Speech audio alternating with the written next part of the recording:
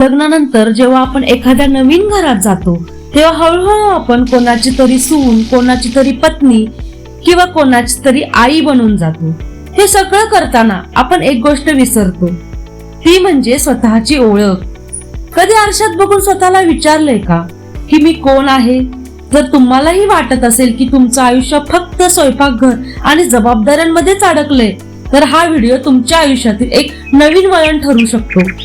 आज आपण बोलणार आहोत घर सांभाळून स्वतःची ओळख कशी निर्माण करायची त्याबद्दल.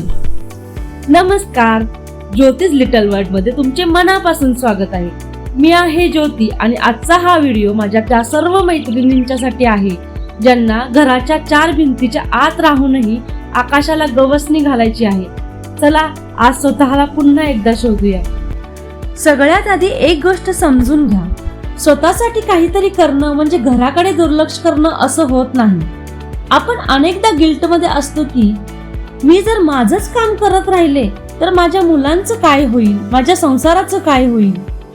पण लक्षात ठेवा, जेव्हा एक स्त्री आनंदी आणि स्वावलंबी असते तेव्हाच ती संपूर्ण घराला अधिक चांगल्या प्रकारे सांभाळू शकते.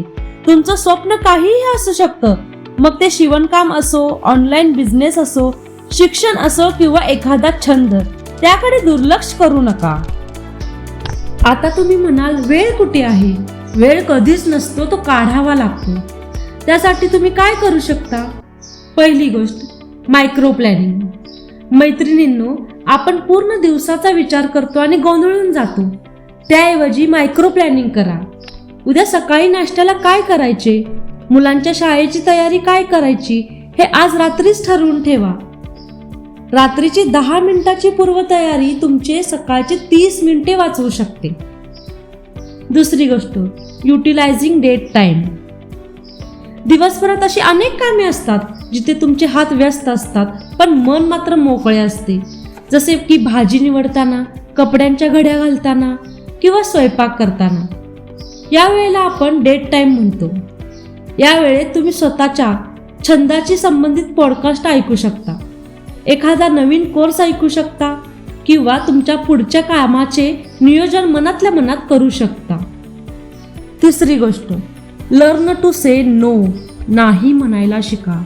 अनेकदा आपण इतरांना खुश ठेवण्याच्या नादात स्वतःला विसरतो.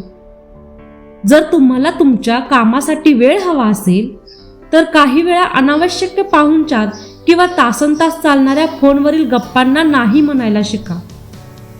तुमचा वेळ ही तुमची सर्वात मोठी गुंतवणूक आहे, ती जपून वापरा.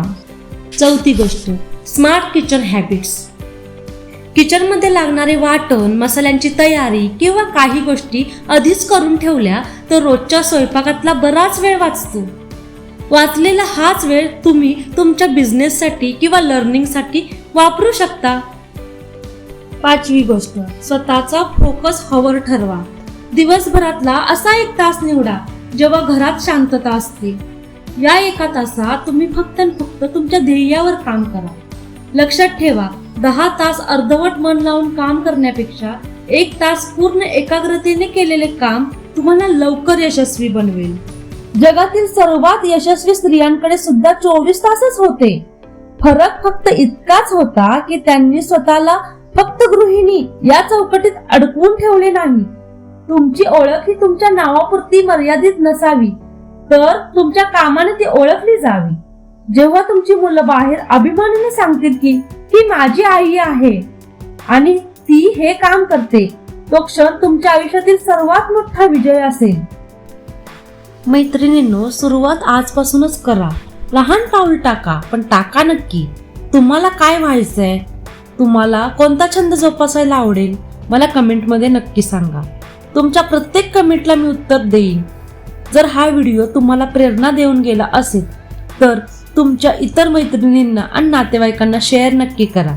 चॅनलला सबस्क्राईब करायला विसरू नका. पुन्हा भेटूया अशाच एका मनाला भिडणाऱ्या गोष्टीत. तोपर्यंत तुमची आणि तुमच्या स्वप्नांची काळजी घ्या. धन्यवाद.